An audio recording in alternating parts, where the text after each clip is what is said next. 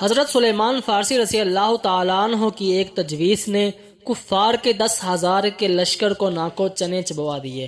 السلام علیکم ورحمۃ اللہ۔ پیارے دوستو، یہ جنگ احزاب کا واقعہ ہے۔ پیدر پہ مشرکین مکہ مسلمانوں کے ہاتھوں ذلیل و رسوا ہونے کے بعد تھک ہار کر بیٹھ کے 1 سال کا عرصہ بیت گیا۔ امن و امان کا دور دورہ ہو گیا، مگر یہودیوں کو ذلت و رسوائی کا مزہ چکھ کر بھی ہوش نہیں آیا تھا، تو انہوں کو مسلمانوں کے اس اثر و رسوخ کی بہت جلن ہوئی اور نئی سازش رتنی شروع کر دی اور مسلمانوں پر ایک آخری ایسی ضرب لگانے کی تیاری میں مصروف ہو گئے کہ مسلمانوں کا چراغ زندگی ہی جس سے گل ہو جائے۔ لیکن براہ راست ٹکر میں آ کر مسلمانوں سے لڑنے کی ہمت نہیں تھی، جو آج تک نہیں بنی۔ تو اس کے لیے ایک خوفناک پلان تیار کرنے لگے۔ تو پلان یہ بنایا کہ قریش مکہ جو بدلے کی آگ میں تپے جا رہے ہیں، ان کو ساتھ ملا کر اچانک حملہ کیا جائے۔ تو پھر اس کے بعد مشرکین مکہ اور یہود نے مل کر باقی وہ تمام قبائل اور بستیاں بھی تیار کی جہاں مسلمانوں نے فتح حاصل کر رکھی تھی۔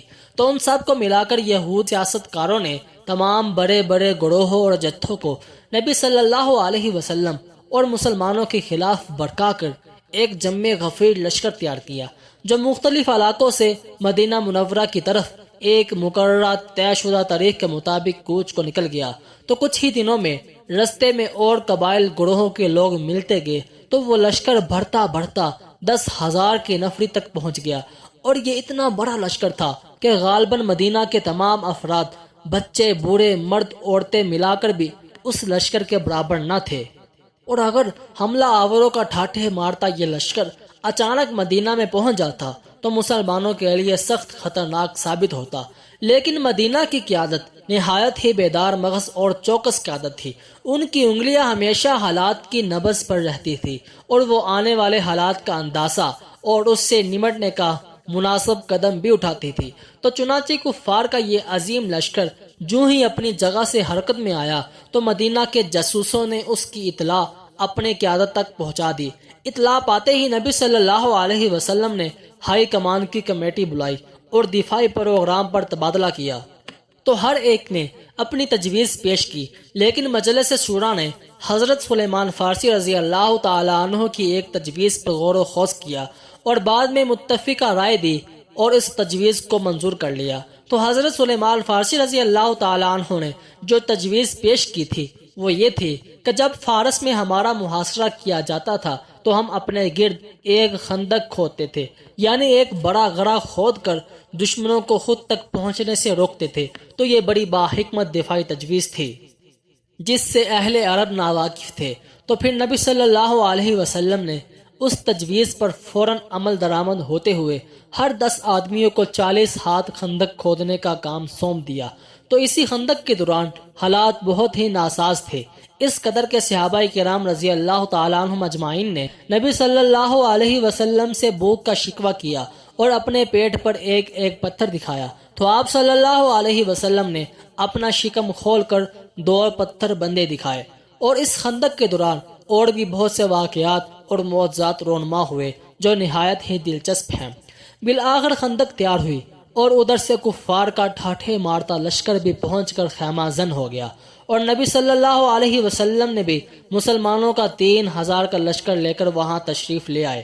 تو جب کفار مدینہ کی اور بڑھتے ہیں تو کیا دیکھتے ہیں؟ ان کے اور مدینہ کے درمیان ایک وشال خندق موجود ہے۔ تو مجبوراً ان کو محاصرہ کرنا پڑا، کیونکہ وہ مسلمانوں کی اس چال کے لیے تیار ہو کر نہ آئے تھے، اور بڑے غیظ و غضب میں کوئی حال سراغ تلاش کرنے لگے۔ اور ادھر مسلمان بھی چوکو چبند تھے اور وقفے سے تیر برساتے تھے کہ کہیں کفار مٹی ڈال کر اس خندق کو عبور کرنے کی کوشش نہ کرے۔ لیکن مشرکین مکہ نے نہایت ہی چال بازی سے ایک باریک سا رستہ تلاش کیا اور کچھ سپاہی وہاں پہنچ گئے، مگر دوسری طرف شیر خدا حیدری تلوار تھامے حضرت علی رضی اللہ تعالیٰ عنہ آگے نکلے اور ان کافروں کے واپس جانے کا رستہ بند کر دیا۔ اور حضرت علی رضی اللہ تعالیٰ عنہ کے ساتھ کچھ صحابہ کرام بھی موجود تھے۔